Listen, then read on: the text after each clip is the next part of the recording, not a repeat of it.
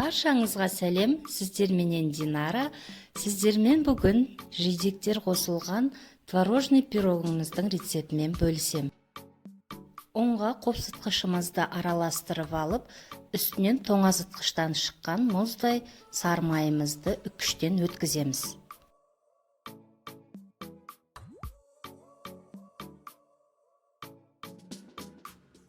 Қолымыздың жылуымен ерітіп алмастан тез-тез жылдамдықта онменен араластыратын боламыз. Ішінде майдың түйіршіктері қалмау керек. Үстінен қант ұнтағын салып, жақсылап араластырамыз.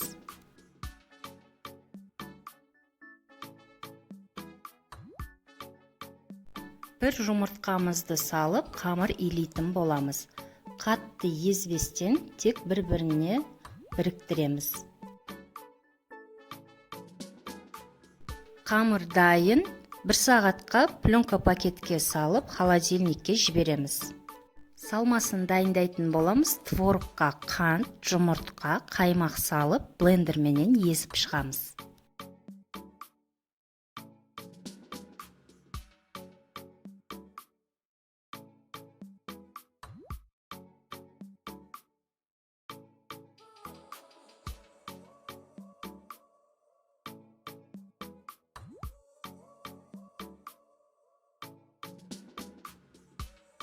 «24 сантиметрлік формамызға қамырды видеодағыдай етіп жайып шығамыз.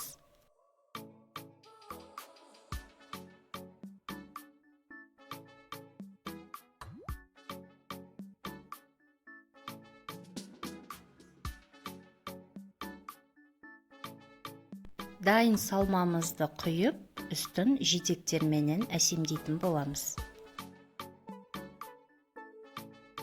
Толық рецепті видеоның астында описание бөліміне жазып қалдырамын. Қызып тұрған пешімізде 170 градуста 35-40 минут пісіреміз. Міндетті түрде жасап көріңіздер. Егер сіздерге рецепт ұнаған болса, лайк басып, қолдап кетуді ұмытпаңыздар. Сіздермен болған Динара.